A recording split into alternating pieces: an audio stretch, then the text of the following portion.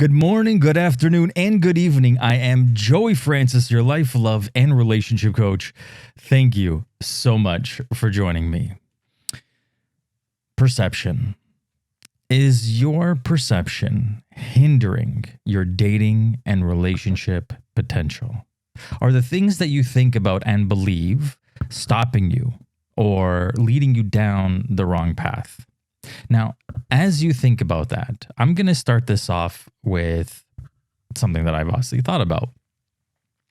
So for many, many, many years now, I have been helping people, and I'd like to think that I do a good job, and that's why people want to come to me and want to talk to me. But obviously that's not always the case. See, sometimes women come to me and they obviously want to get my thoughts and ideas on a situation that they might be in. But here's the thing. What they're actually looking for is a man's point of view. Now, I'm going to start this off with the perception of a man's point of view. It doesn't exist. It's not real. You can have my point of view, but if you think that John or Dennis or Steve or Frank or whoever else thinks the same way as I do, I have a feeling you'd be incorrect. Very incorrect for that matter. And the same goes the other way around. If I came to you looking for a woman's point of view, well, assuming that you are a woman, it would be completely wrong for me to take your opinion and apply it to every other woman, because not everybody thinks the same. We are all individuals, and how we perceive something is personal to us, right? It's also based on how we grew up, our childhood, our families, our parents, where we went to school, did we go to school, who our friends were, and all these other things in life that essentially shape us to become who we are, again, as an individual. So going to someone for a point of view for a whole sex is completely crazy when you really think about it. But yet, because of our perceptions, we all do it. Well, not all of us, obviously. I mean, I did it in the past too. Who am I kidding? Women will go to men thinking like, oh, okay, let's get a man's point of view on this and see what he thinks. Now, you might take that point of view and use it to form an opinion of whatever situation you're in. It could be completely wrong. In fact, you could 100% misread the situation based on that other guy's opinion, and vice versa. Tons of guys, because sometimes guys are clueless when it comes to women. So they will find a woman, a friend of a friend, a girlfriend, a friend's wife or girlfriend, and ask them like, hey, I'm in this situation. What are your thoughts? And that woman will say her thoughts. And then they will take that and run with it when it could be completely the wrong idea and the wrong thing. And then when everything goes belly up, it's like, okay, I'm so confused right now because so-and-so said it was this, it wasn't that. What else could it be? I got a woman's point of view. It didn't end up working out. And actually, I'm going to mention this because it sort of goes along with this. In my book, Fate is Bullshit, The Logical Guide to Happiness, there is a chapter in there called The Advice Paradox. And what that is that when someone comes to you for advice, you always say, well, if I was in your situation, this is what I would do. First of all, it's bullshit because you're not in their situation. So you're already thinking from outside the box, and you're thinking of what you think is the right thing to do, not the easy thing to do, the right thing to do, not counting for how hard something might be to do. Not to mention, you could be completely wrong. And someone's going to take your advice and go and do it. And let's just say it ruins their life or it ruins whatever the advice was. They're going to blame you now. They're going to come to you and say, hey, like you told me to do this. I did it. It didn't work out. It's your fault. Well, no, it's your fault because you took the advice and you did it. This is why I always say to people, don't necessarily give people advice. Maybe help them rethink their situation, like be a soundboard as opposed to a guru of, all knowing. And that's even what I try to do when, people come to me for dating and relationship advice. I try to help them figure their own shit out as opposed to me just saying, hey, this is what you should do. There are times where I do say this is what you should do, but it's usually when it's a matter of physical injury or physical harm, or sometimes even emotional harm, depending on the person. But again, going back to perceptions, we don't want to go too far off. So that's one right off the bat, right? Now, in my travels, actually not even that long ago, I was having a conversation with a woman, and she was a little bit older, and she was talking to me about her dating life. And she just said straight out to me that, the majority of guys are only looking for one thing. I disagreed. 100% fully disagreed with her. And she even threw it in my face and said, yeah, but you're not the one that's out there. You're not the one talking to men. You're right. I'm not the one that's talking to men. But at the same time, I could say, the majority of women are looking for a free meal, a meal ticket. They're looking for a guy with money. I'm no right or wrong than she is. And, she obviously had some things to say about that. Even though I know it's not true, I was just saying it to rebuttal her. But her perception of men is that the majority of them want one thing. Well, here's the thing. She's going to go out and talk to guys. She's already has one foot out the door because she's imagining that these guys do not value her for her mind or her heart or anything else, that they just want one thing from her, that none of them are interested in having an actual long-term relationship with her. So she is not giving men a proper chance. And funny enough, whenever she does start talking to someone new, she messages me and asks me, questions like, are they lying? Are they just trying to get in my pants?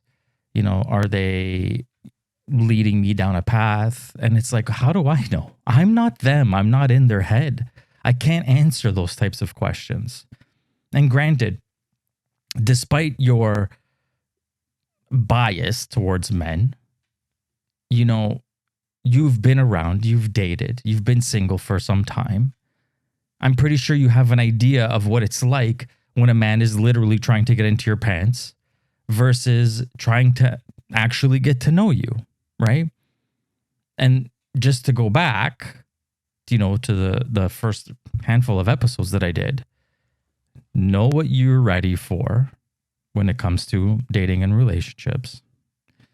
Know what you want, know what you don't want, and know how you want someone to make you feel and treat you.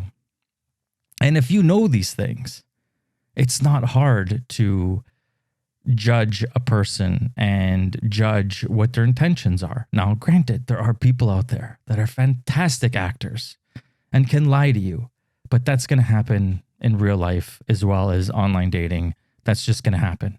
And obviously you have to be wary of that. But there's ways around that too.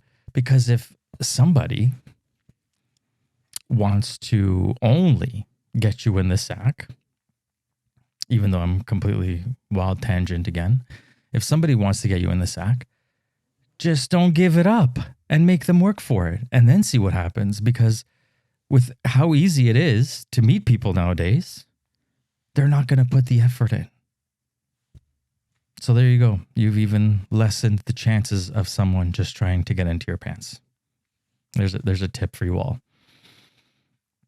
But again, back to your perceptions. Now, that's that perception. Now, again, equally, I know guys that perceive women as, like I said, they think all women are out there trying to get a free meal, or they think all women are just trying to find a guy with money. And like I said, that's obviously not true. And there's ways around that as well. But having these perceptions is already starting you off on the back foot. It's like back in the day, prior to online dating even existing, how many people, especially us older folks, let's say, I don't know, 30, 35 plus, right? How many of us have said to our friends at one point or another, oh, don't ever pick up a guy or a girl at a nightclub. They only want one thing. I'm sure we've all heard that or even said it for that matter. And granted, if you look around your friend group, there's probably somebody there who met their husband or wife at a nightclub and they're perfectly happy and have a wonderful family and living life and, doing the thing. But again, our perception was not to do that, yet they did it and everything was fine because that's not the right perception to have. We're applying a stereotype to a large group of people that don't necessarily deserve such a thing. And because of it, we might be losing out on opportunities with great people. But we're stopping ourselves from doing it because of that. Now, there's another type of perception. It's how we perceive ourselves. And I've mentioned this in past episodes again. When we think that we are too tall, too short, too skinny, too fat, etc., etc., etc., we are limiting ourselves to whom we think we deserve to talk to. And sometimes we feel that we don't deserve a certain person or certain type of person because of these things about us, because we think we're not smart enough, don't make enough money, are too short, or too fat. And again, that's not for us to decide. That's for the person that we're talking to decide. So we need to obviously open up our eyes to say, hey, you know what? I'm just going to give it a shot and see what happens. I'm going to stop perceiving myself this way. I'm going to love myself and open myself up to anyone and everyone and, at least try at the very least. Because who knows what can happen? Nobody knows unless you try. So there's another type of perception that could be like stopping us from doing the things that we want to do or meeting the people that we want to meet. And again, this continues on. Online dating is another one, huge one. How many people out there absolutely detest online dating? You can go and search and see, more specifically with women than men, but they'll be like, oh, this is my 5th time doing this. I hope it's my last. Why is it your 5th time? Why did you stop? Or, oh, I hate being here, but here I am. You better hurry up and talk to me before I leave. Again, what are you there for? Are you there to meet someone? Are you there to kill time? Because I know there's people that do that as well. And then that whole idea that meeting people online, again, they only want one thing. The guys only want sex. The girls only want money. And having that stuck in our head, right? And meeting people online, it's never mind just that stuff. It might be a serial killer. You might meet somebody that's married. And yeah, these are obviously possibilities. But you have to be smart about it, But thinking that the majority of people are doing that, well, I'm going to disagree. I'm going to say it's like the minority. There's a saying, the squeaky wheel gets the grease, right? So the loudest people is where our attention's going to go. And the funny thing is that we are attracted to these types of stories. We're attracted to, like things that we need to watch out for, essentially. It's innate in us. We need to look out for dangers. So when we hear stories about online dating and people getting, used for whatever reason, it perks our ears up. We become interested and we want to hear more. And if you look, even in the news, the majority of the news is always bad shit. It's never good stuff. It's not feel good stuff. Why? Because that doesn't get eyeballs. We don't care as much about hearing about the good things in life or the good things that go on in the world. We only want to hear about the dangers and the bad things and the controversial things. Those are the things that catch eyeballs. Those are the things that are interesting. And because that's where we gravitate towards, that's what creates these biases. That's what creates this perception of we shouldn't do this or we shouldn't do that because the bad people, when in reality, 90% or 99%, I don't even remember what the number is, but like 99% of people are actually good, nice people who just want to live a happy and successful life, however they define that. I think in my book, one of the first chapters, kill them with kindness, like going out into the world and killing people with kindness. You know, even if someone's rude to you or mean to you, you just offer kindness in return. And in that chapter, I discuss like the rate of like physical crimes becoming a statistic for physical crime. And it's like 0.0 something percent of actual crime is like a physical crime. Yet, don't go out. It's very dangerous. When you have literally like a 99.9% chance of nothing happening to you, of you not becoming a statistic, right? But it's because of these things that we see and hear online and in the news that we create this perception of don't do this, don't do that, don't go there, don't do, you know, whatever the case is. Don't hang out with these people, don't hang out with those people.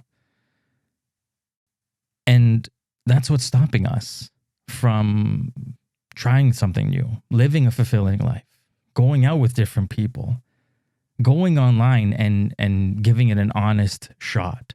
I mean, I've literally given you the guide to help you do it. You know, you just have to do it with an open mind. That's the key. So our perception tends to hold us back in so many different ways. How are we supposed to drop this? Well, I don't really know.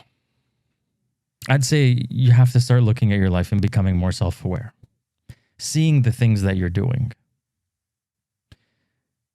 I said it, I think, in another episode about,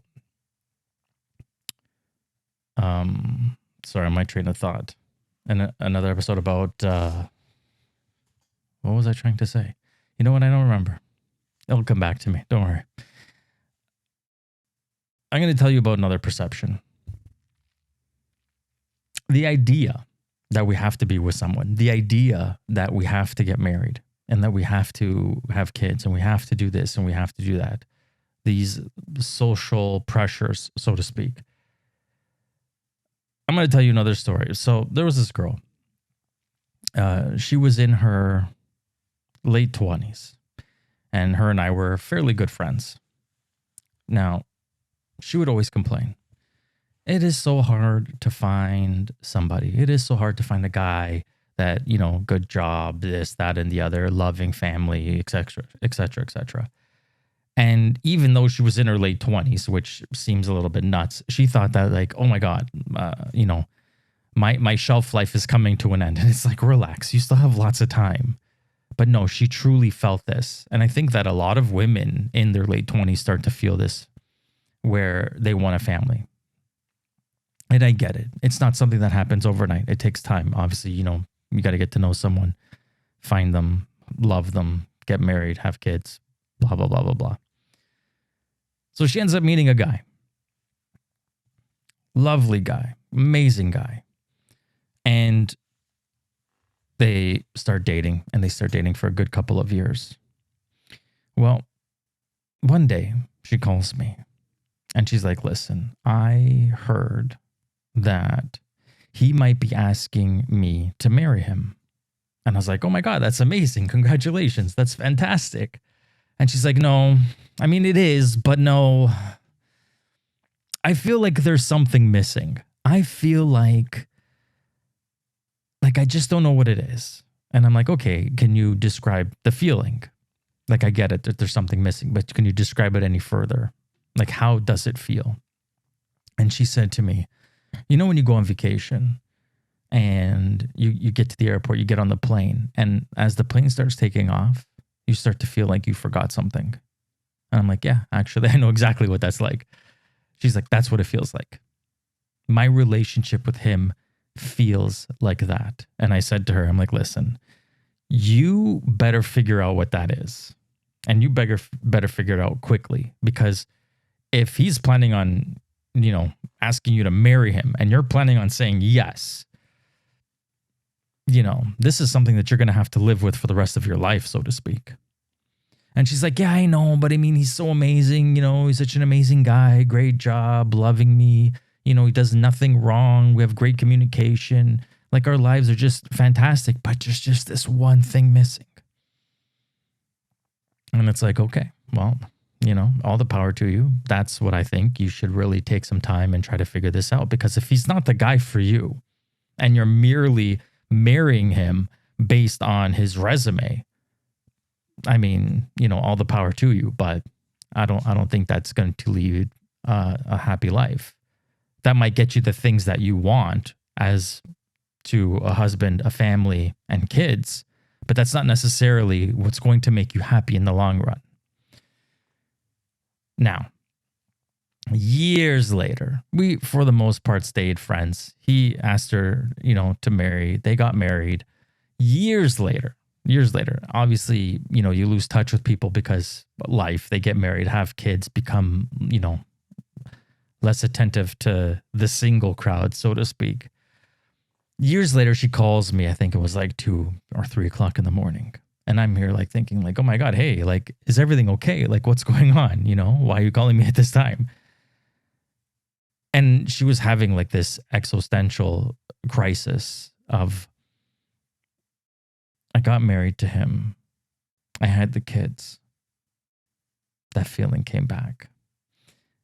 And that feeling is stronger than ever. And I don't know what to do. And I said to her, well, I don't know what to do either. This is why I warned you way back when that you need to be careful and you need to look at your life and decide, like, is this the right thing for me? Is this what I really want? Is this whom I really want? And rather than doing that, you just, went with it. And here you are. You made your bed. Now you have to sleep in it. And she even said to me, she's like, it's not that I don't love him. I love him to death. He's an amazing father. He's an amazing husband. Great provider. Like, we have such a wonderful life. But there's just something missing. Now, I don't know what you're supposed to do with that, because, you're in a rock and a hard place. And it's not like you're not happy, because clearly you have some level of happiness. You have everything that you wanted. But that was then, and this is now. Now, I'm going to be honest with you. I don't know what actually happened to them, because we didn't talk all that much. And obviously, I didn't help her all that much. Because again, what am I supposed to say? Walk away from your amazing life that you have with this guy? That was her choice. But again, I think this comes down to perceptions, because that we are taught that this is what we're supposed to want. These are the things we're supposed to want. This is what we're supposed to do. Our life is supposed to meet someone, get married, have kids, move on type of thing. And that's not necessarily the case, because how many people are doing that or have done that and then ended up getting divorces? Now, I'm not necessarily going to blame the divorce rate being so high based on perception of, things, but it definitely helps. Because if someone said to you, take your time, figure out what you want, date as many people as you can, learn about yourself, learn about the people that you're with, and at some point, whittle down a list of what's important to you. What are you looking for in another person? What you don't want that other person to have, how you want this person to make you feel. And when you have these, these lists, guidelines, because we're humans, we change, we evolve. But after you have these things, you find someone that has them as well, and someone that you can grow with, and someone that's on the similar trajectory as you, or going in the same direction as you, whether it be with like faith and religion and values, etc., etc. and then start your life at whatever age that is. And if you decide to have kids, then so be it. But again, so many of us don't. We're, at least even from what I remember in my younger days, that you're supposed to do these things in your 20s. And now when you look at it, I look at people in their 20s, they're still kids. They know shit. My mother was married to my father at 18. They're still together and they love each other dearly. And we have such a fantastic family. And can that happen? Absolutely. I'm living proof. But nowadays, an 18-year-old kid getting married, you'd think that this kid's crazy. What about university? What about, what are you going to do for the rest of your life? Et cetera, right? So much of that is based on perception. See now, and I actually had this conversation with my parents the other day. 100 years ago, the life expectancy was between 40 and 60 years old. 100 years ago.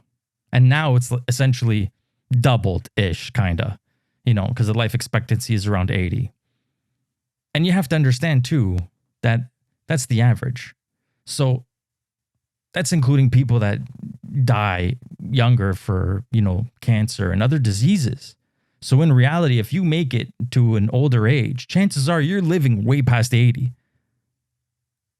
And yet we're supposed to know what we want, know what we're doing, find someone, get married, have kids, and do this all by our 20s. So for the next 60 years, it's this, I have to live with the decisions of my child self made, essentially.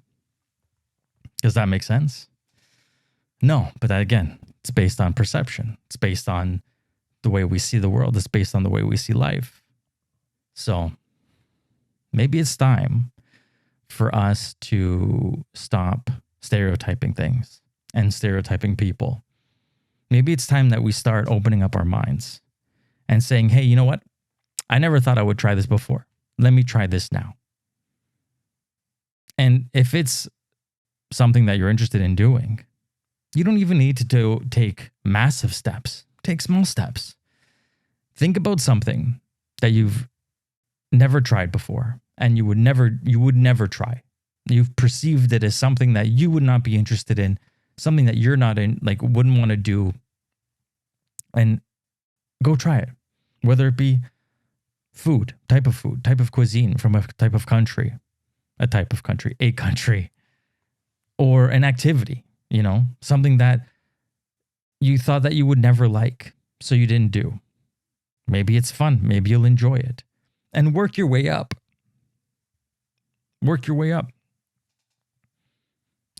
And start from there.